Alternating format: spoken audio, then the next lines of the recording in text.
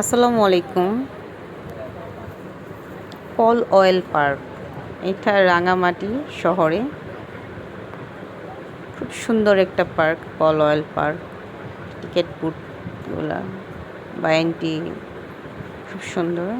এটা হলো entry fee হলো 40 টাকা প্রত্যেকজন। তো আমি বাচ্চাদের নিয়ে ঈদের দ্বিতীয় দিন রাঙামাটিতে ঘুরতে এসেছি। তো খুব ভিড় ওখানে।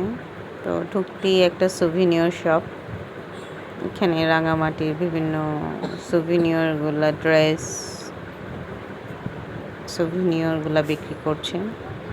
তো এখানে দেখলাম একটা পাশে একটা সুইমিং পুল আছে। সুইমিং পুল থাকাতে মানে টিনেজরা দেখলাম সুইমিং করছে, খুব চিল্লাচিল্লি করছে। আমরা ঠিক দুপুরে চলে আসছিলাম, দুপুর 2টা বাজে, 2:30 এখানে এসেছি। তো দুপুর টাইমে তাও লোকজনের খুব ভিড়। তো আশেপাশে বাচ্চাদের রাইডও রয়েছে। একদম মন ভালো করার মতো একটা জায়গা। তো ভালো লেগেছে, ওরা বিভিন্ন ধরনের স্ট্রাকচার ওরা তৈরি করেছে, খুব আকর্ষণীয় স্ট্রাকচার। এটা একদম পুরা কাপ্তাই লেকটার এই পার্টটা পুরোটা, এখানে পুরাটা ভিউ, চোখ জোড়ায় শুধু নদী আর পানি, পানি আর পানি।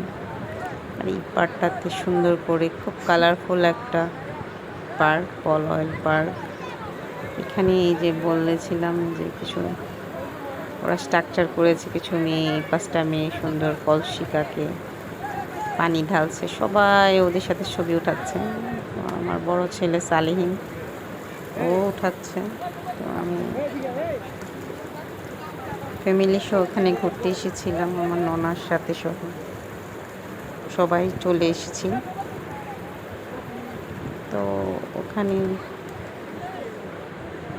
এত ভিড় ছিল, ঢুকতেই লোকজন সরিয়ে সরিয়ে ঢোকা লাগছে এবং ভিডিও করা লাগছে। তো আমার ভিউটা খুব সুন্দর লেগেছে।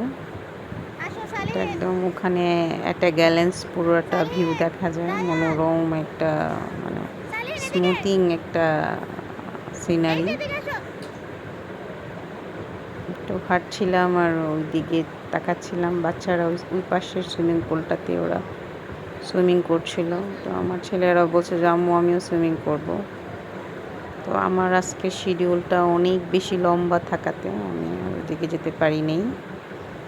বলেছি নেক্সট টাইমে আসলে ইনশাল্লাহ সুইমিংয়ে যাব। ওরা হরিণ, হাতি, বিভিন্ন ধরনের স্ট্রাকচার তৈরি করেছে। সুন্দর পাম্পকিনের একটা কফি হাউসও তৈরি করেছে। এখানে চটপটি, বিভিন্ন ড্রিঙ্কস, কফি এগুলো পাওয়া যাচ্ছে।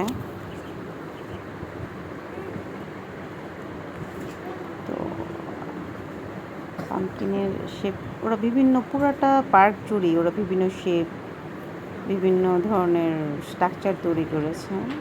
খুব কালারফুল প্রত্যেকটা স্ট্রাকচার, যার ফলে সবাই খুবই অ্যাট্রাকটিভলি সব কিছু দেখছে। এখানে দাঁড়িয়ে পুরো ভিউটা মানে জাস্ট ওয়াও, মানে খুব ভাল লাগছিল।